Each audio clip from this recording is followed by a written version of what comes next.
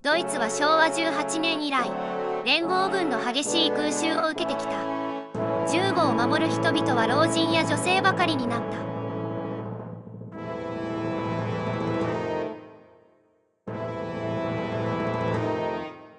1944年6月には連合軍がノルマンディーに上陸し、一方ソビエト軍も東ヨーロッパ諸国に侵攻。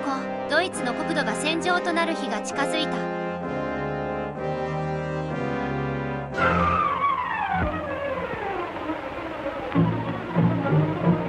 近代戦は科学の戦いでもある。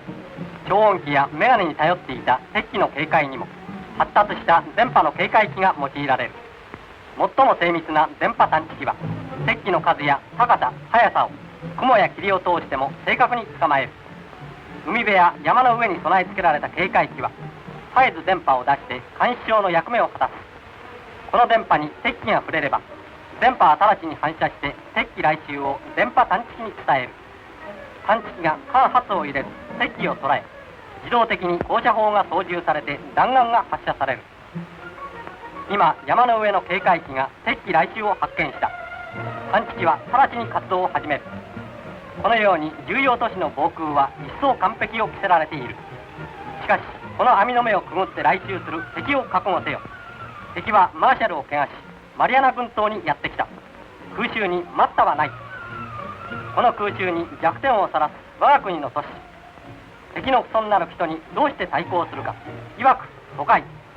疎開は敵の来襲に備える15の戦闘である。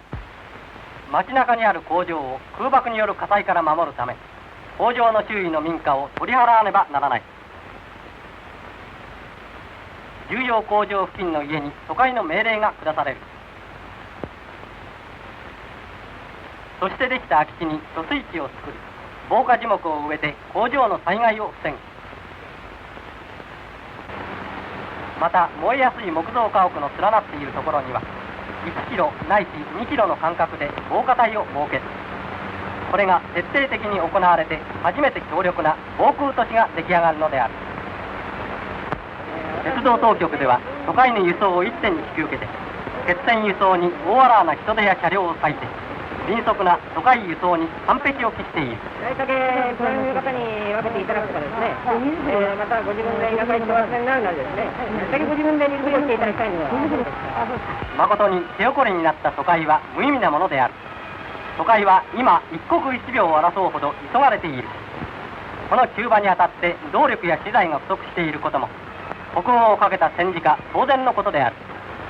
しかしこのような都会の愛路を疎開する人や周りの人々の工夫と協力によって力強く押し広げていきましょう。荷造りや駅までの運搬には隣組や女子青年団、勤労報告隊が力を分け合い、荷造り資材も手分けして探したり工夫したりして敵を前に控えた重要工作の目的を一日も早く達成しよう。